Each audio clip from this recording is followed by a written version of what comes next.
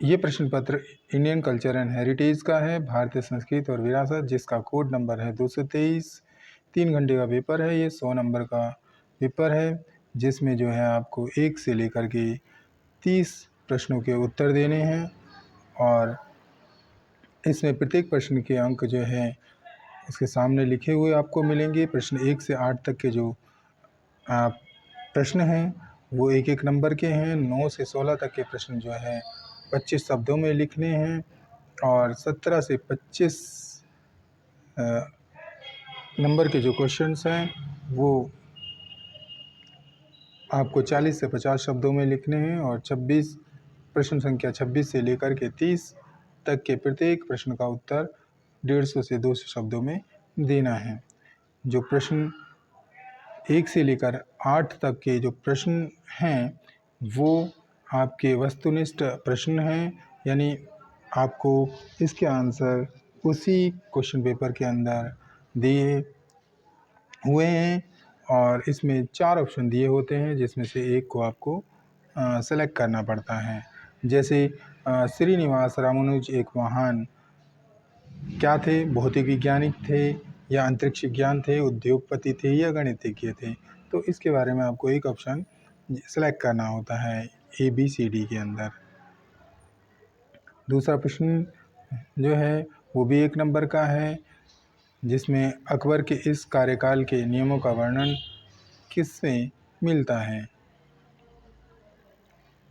तीसरा प्रश्न है प्रथम राष्ट्रीय शिक्षा नीति का सूत्रीकरण किस वर्ष किया गया था? और चौथा प्रश्न की बात करें तो वो चौथा प्रश्न है अंडमान और निकोबार भारत के किस भौतिक विभाग से संबंधित हैं?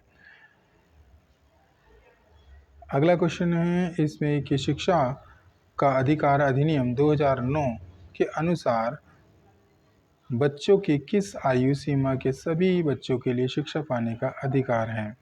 छठा क्वेश्चन है कि किस वर्ष में सविनय अवज्ञा आंदोलन की शुरुआत हुई? 1930 में, 1932 में, 1934 में या 1935 में? सातवें क्वेश्चन की बात करें तो सिंगर लाल देवी संभवतः पहली थी जिसने कौन सी भाषा में गायन किया था? आठवां जो क्वेश्चन दिया गया कि वारिस शाह द्वारा लिखित हीर है क्या है वो? वह महत्वपूर्ण पंजाबी प्रेम कहानी है या राजस्थान के एनलेस का भाग है या बहुत लोकप्रिय भक्ति गीत है या मशहूर फारसी कविता है? तो इन चारों में से कोई एक आपको सेलेक्ट करना है जो सही आंसर होगा। 9वें क्वेश्चन से आपके 2 नंबर के प्रश्न शुरू हो जाते हैं। 9वें प्रश्न से आपके 2 नंबर के प्रश्न शुरू हो जाते हैं, जिसमें आपको प्रश्न 9 जो दिया गया है, जैसे मध्यकाल में केरल के किन्हीं 2 मुख्य कृषि उत्पादों का उल्लेख कीजिए और तुफत उल मुमीन की विषय वस्तु की व्याख्या कीजिए। 11वें क्वेश्चन भारत में बाल उत्पीड़न की समस्याओं पर चर्चा कीजिए। 12वें क्वेश्चन में है धूम्रपान विश्व में मृत्यु का एक नंबर मारक है, व्याख्या कीजिए। ये वे प्रश्न हैं जो आपके पेपर के अंदर आने ही वाले हैं। महत्वपूर्ण प्रश्न है जिसके उत्तर आपको बखूबी तरीके से देने हैं और हम पूरी तरह से आशा करते हैं कि आपके जो नंबर हैं वो अधिक से अधिक आएंगे। 13वें क्वेश्चन में जैसे गांधी युग की राष्ट्रीय सांस्कृतिक शैली की किन्हीं 2 विशेषताओं का उल्लेख करने की बात की गई है कि उनकी व्याख्या करनी है। अगले क्वेश्चन में जो कि 14वां क्वेश्चन है उसमें हरिजन सेवक संघ की स्थापना किसने की और उसके क्या उद्देश्य थे, इसके बारे में बताना है। ये भी 2 नंबर का क्वेश्चन है। 15वें क्वेश्चन में सामवेद की किन्हीं 2 विशेषताओं की व्याख्या करके बतानी है। भारतीय संस्कृति और विरासत के अंदर 16वें क्वेश्चन में भारतीय भाषाओं को विलियम कैरी के योगदान की व्याख्या कीजिए, ये बताना है। ये भी 2 नंबर का क्वेश्चन है। 4 नंबर के क्वेश्चन जो है आप 16वें क्वेश्चन के बाद से शुरू हो जाते हैं, जिसमें आपको ये बताना है कि श्रुत संहिता की विषय वस्तु की व्याख्या कीजिए।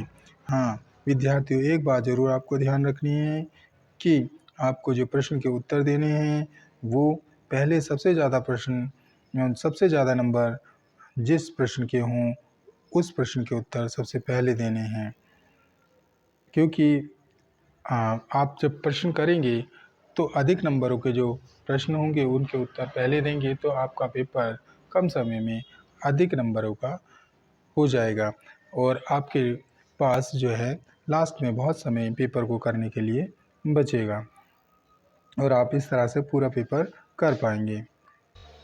प्रश्न 19 में दिया गया है कि प्राचीन भारत में शिक्षा के उद्देश्यों का वर्णन कीजिए।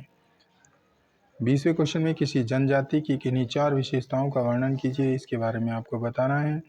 21वें क्वेश्चन में भारतीय तथा इंडोनेशिया के मध्य संस्कृत संबंधों का उल्लेख करना और 22वें क्वेश्चन में भारतीय राष्ट्रीय संग्राम में होम रूल आंदोलन की मुख्य विशेषताओं का विश्लेषण करके आपको बताना है। ये 4 नंबर के प्रश्न हैं। 23वें क्वेश्चन में जातक का मूल्यांकन एक सामान्य उपदेशात्मक साहित्य के रूप में कीजिए, इसका आंसर देना है। ये भी 4 नंबर का क्वेश्चन है। 19वीं तथा 20वीं शताब्दी में सिखों ने धार्मिक आंदोलन कौन कौन से किए थे, उनकी व्याख्या करनी है। मुंबई की किन्हीं 4 सुप्रसिद्ध इमारतों तथा स्मारकों का वर्णन करना है। नेक्स्ट है कि भारतीय दर्शन के न्याय तथा मीमांसा दर्शनों का वर्णन कीजिए। ये 8 नंबर के प्रश्न हैं, इसको आपको सबसे पहले करना है। भारत में किन्हीं 4 वास्तुकारों तथा उनके प्रसिद्ध कार्यों का उल्लेख कीजिए।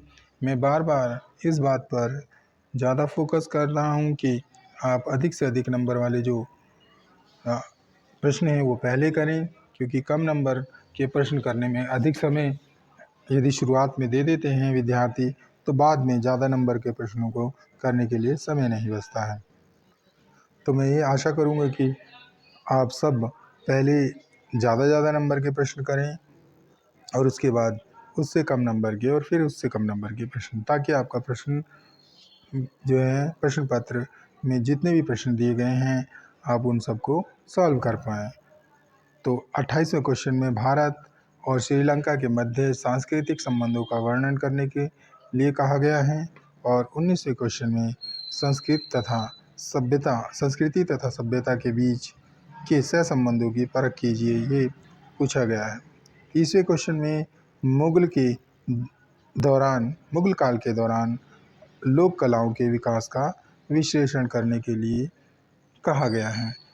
तो मैं विद्यार्थियों से आशा करता हूँ कि ये जो महत्वपूर्ण प्रश्न हैं इनकी तैयारी करके आप बेहतर से बेहतर उत्तर देकर अच्छे नंबर प्राप्त कर सकते हैं।